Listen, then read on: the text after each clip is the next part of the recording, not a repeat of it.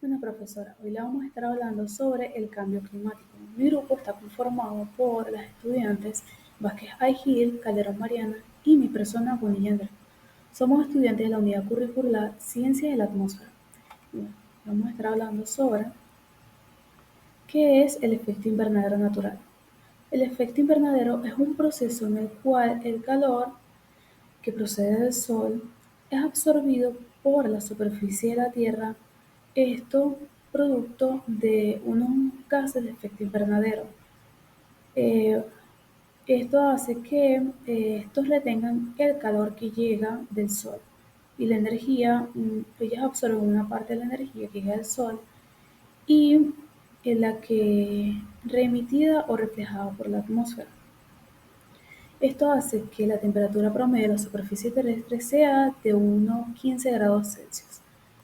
Y como esto es un proceso natural, eh, si esto no existiera, la vida en el planeta no sería posible. Por ello, si no hubiese gases de efecto invernadero en la Tierra, nuestro planeta tendría una temperatura media de menos 18 grados Celsius. Ahora vamos a ver cuál ha sido la influencia del humano en el efecto invernadero. Es evidente que a partir de la era industrial, las actividades humanas han añadido una mayor cantidad de gases de efecto invernadero a la atmósfera, principalmente por la quema de combustibles fósiles y la eliminación de los bosques. El exceso de gases de efecto invernadero resulta en un aumento de la temperatura global que conlleva el deshielo de los casquetes polares y otra serie de consecuencias que podemos ver aquí. Vemos acá, podemos ver que las diferentes actividades industriales realizadas por las industrias, los cambios en el uso del suelo, las emisiones de combustible que se utilizan para los medios de transporte y las emisiones urbanas han contribuido significativamente al aumento de estos gases de efecto invernadero, lo que ha causado el calentamiento global, alcanzando una temperatura global de la superficie de la Tierra de 1,1 grados Celsius entre 2011 y 2020. Y bueno, muchos cambios debido a las emisiones pasadas y futuras de los GEI son irreversibles en escala de siglos o milenios. Esto ocurre porque estos cambios o estos efectos provocados por el ser humano tardarían para volver al equilibrio en nuestra atmósfera entre cientos o milenios de años. Y bueno, aquí podemos ver una noticia de mayo de 2025 que dice que aumenta la concentración de dióxido de carbono en la atmósfera y va hacia niveles desconocidos para los humanos. Esto es así porque en ese mismo año, o sea, en el 2025, se alcanzaron unos niveles de concentración de CO2 de 430,6 ppm, un nuevo récord eh, que se pudo observar en un observatorio de Mauna Loa, Hawái.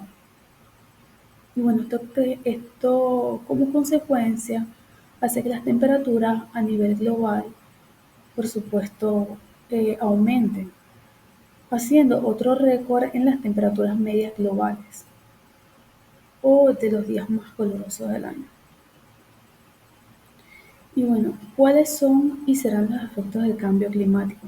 Como podemos ver aquí, la concentración del CO2 ha sido la más alta en al menos 2 millones de años.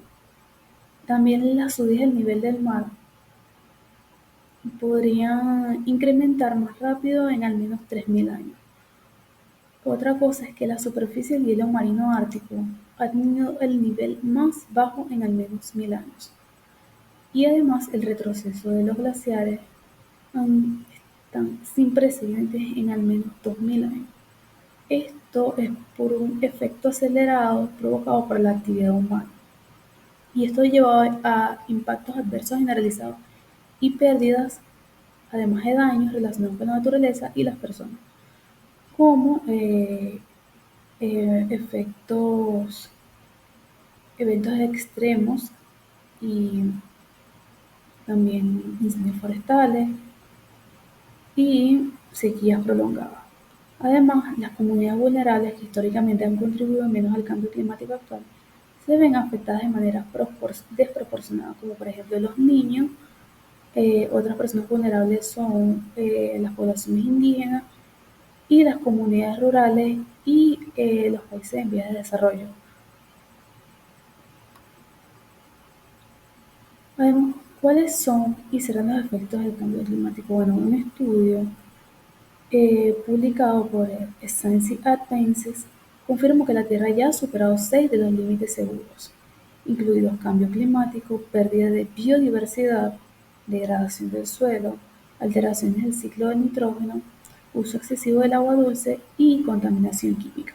Aquí podemos observar que ya 6 de esos límites seguros ya han sido superados.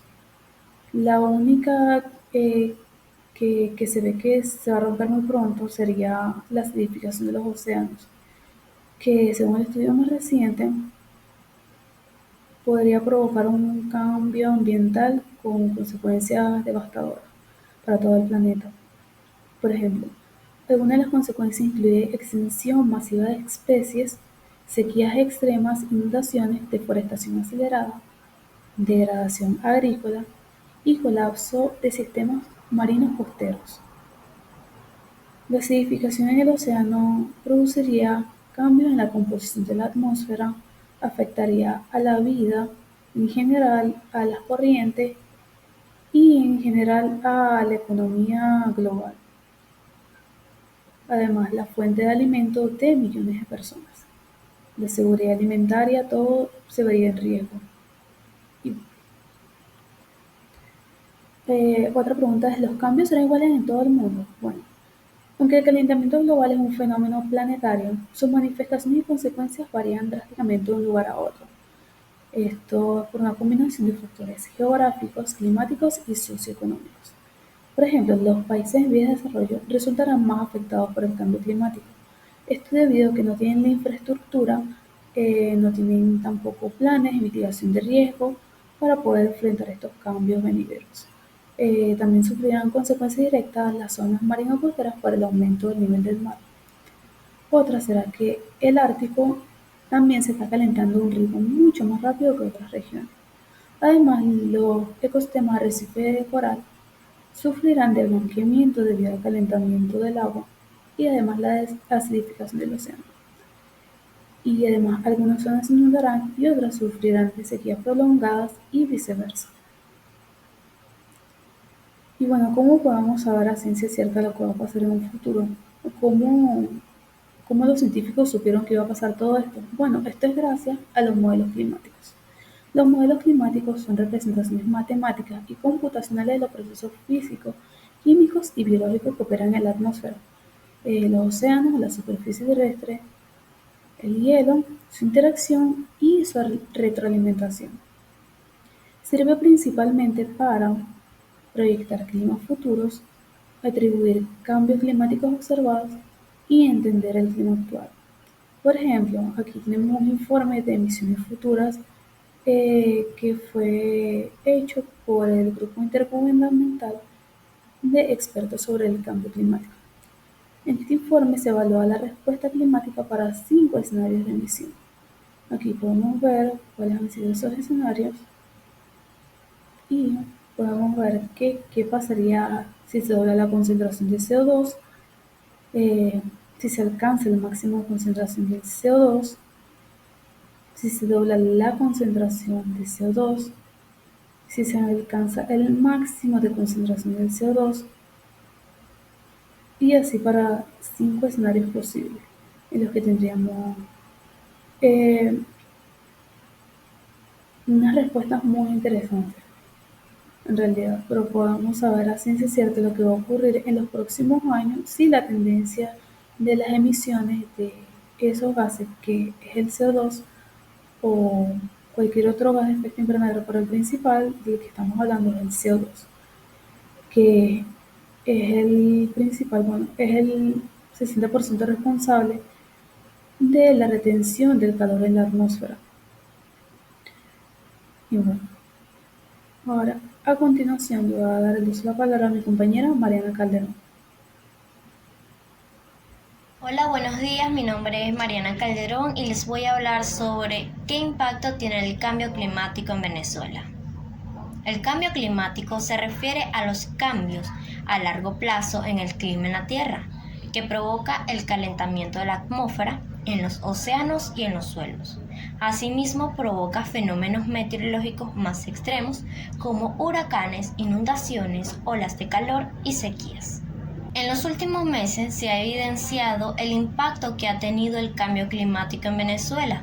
Según un informe publicado por el Sistema de Servicios del Cambio Climático del Instituto Venezolano de Investigación Científicas de este presente año, plantea cómo el sobrecalentamiento del océano y las lluvias extremas han generado condiciones de riesgo para la biodiversidad, la infraestructura y la seguridad de comunidades humanas en diversas regiones del país, causando fuertes lluvias por ondas tropicales en los últimos meses.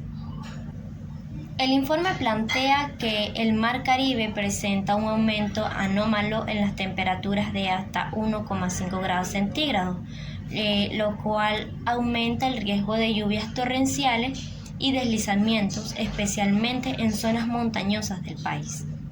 En el mes de junio, ondas tropicales de 4 y 5 provocaron lluvias de hasta 50 milímetros en 3 horas y ondas de 6 y 7 causaron acumulaciones de 90 milímetros en algunas áreas.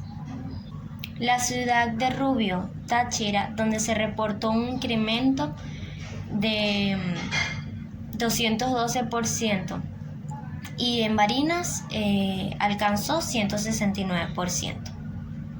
Cifras anteriores evidencia cómo las fuertes lluvias torrenciales han destruido carreteras, fuentes y cientos de viviendas en los Andes y los llanos occidentales venezolanos, además de aislar a los pueblos enteros en la región andina y provoca importantes pérdidas en la materia de producción agrícola, afectando a la población y además saturación de los suelos y la inestabilidad, quedando muestra de cómo el cambio climático ha afectado a nuestro país. ¿Qué es huella de carbono en una empresa? En la siguiente lámina se puede apreciar una empresa o una industria realizando su trabajo de producción y es evidente que a medida de este trabajo va soltando se va liberando a la atmósfera dióxido de carbono. Entonces, ¿qué es la cantidad total de carbono en una empresa? Bueno, son los gases de efecto invernadero, principalmente dióxido de carbono, que se emite de manera directa o indirectamente a la atmósfera como resultado de sus actividades. Es una medida de impacto que tiene la empresa en el cambio climático. ¿Cómo se puede calcular esta huella de carbono? Bueno, las emisiones de estas fuentes son relacionadas con los organismos, incluyendo emisiones directas e emisiones indirectas. Se puede decir que las emisiones directas son aquellas que provienen de fuentes que la empresa posee o controla, como la combustión de maquinarias, vehículos propios, calderas, entre otros. Y las emisiones indirectas se relacionan con el consumo de energía eléctrica, transporte de productos, uso de bienes y servicios y otras actividades de la cadena de valor. ¿Cuáles son las recomendaciones más importantes para las empresas para contribuir lo menos posible con el cambio climático? Se presentan 7 posibles recomendaciones. La primera de ellas es medir y entender su huella de carbono. Es importante que la empresa, antes de tomar acciones, es fundamental que calcule su huella de carbono para identificar las principales fuentes de emisiones y las áreas de oportunidad. Número 2. Optimizar el uso de energía. Utilizar tecnologías más eficientes, como la iluminación LED, energías renovables, la solar, eólica o la biomasa, equipos de bajo consumo y sistemas de gestión energética. 3. Reducir el consumo y gestionar los residuos. Promover la reducción, la reutilización y el reciclaje de operaciones diarias y así minimizar el uso de materiales y recursos naturales no renovables. Número 4. Innovar en productos y servicios sostenibles. Diseñar productos con menor impacto ambiental y procesos de producción menos contaminantes. Número 5. Promover una cultura sostenible. Capacitación al personal de trabajo en prácticas responsables con el medio ambiente. Número 6. Garantizar la compensación de emisiones invirtiendo en proyectos en reforestación. Y número 7. Establecer metas y reportar avances. Definir los objetivos claros de reducción de emisiones. Realizar informes de sostenibilidad para dar seguimiento a los progresos. En esta sección del video vamos a abordar una pregunta crucial que nos lleva al corazón de la gestión ambiental empresarial. Si trabajas en el departamento de gestión ambiental de una empresa de transporte de mercancías, ¿recomendarías la implantación y certificación de la norma ISO 14064? Y más importante, ¿por qué? Bueno, mi respuesta es un rotundo sí. Y las razones son múltiples y fundamentales. La norma ISO 14064 es esencialmente una herramienta para cuantificar y reportar las emisiones de gases de efecto invernadero. Para una empresa de transporte cuya actividad principal, el uso de combustible, es una fuente directa y significativa de estas emisiones. Medir con precisión su huella de carbono es el primer paso indispensable para lograrlo. Al implementar la ISO 14064, la empresa no solo conoce su impacto, sino que puede identificar dónde se concentran sus emisiones. Esto abre puerta a la identificación de oportunidades reales y efectivas para reducir ese impacto, ya sea optimizando rutas, invirtiendo en flotas más eficientes o incluso explorando combustibles alternativos. Además, en el mundo actual, la sostenibilidad ya no es una opción, es una expectativa. La certificación ISO 14064 mejora drásticamente la reputación y la imagen corporativa de la empresa. Demuestra un compromiso real con el medio ambiente, lo que puede ser un factor decisivo para clientes, inversores y en muchos casos para acceder a nuevos mercados que valoran estas prácticas sostenibles. Por ejemplo, pensemos en la ventaja competitiva al licitar para contratos que exigen o priorizan la gestión ambiental. Finalmente, esta norma prepara a la empresa para el uso de las regulaciones ambientales. Y bueno, estas son cada vez más estrictas, ya que al estar certificado con la ISO 14064, asegura que la empresa esté adelantada a las normativas, evitando posibles sanciones y demostrando un liderazgo proactivo en su sector. En resumen, es una inversión que se traduce en eficiencia operativa, ahorro de costos a largo plazo y una contribución tangible a la lucha contra el cambio climático. Bueno, a lo largo de este video hemos recorrido los desafíos del cambio climático, desde el entender el efecto invernadero hasta cómo nuestras acciones impactan en el planeta, pasando por los efectos globales y locales, la importancia de la huella de carbono empresarial.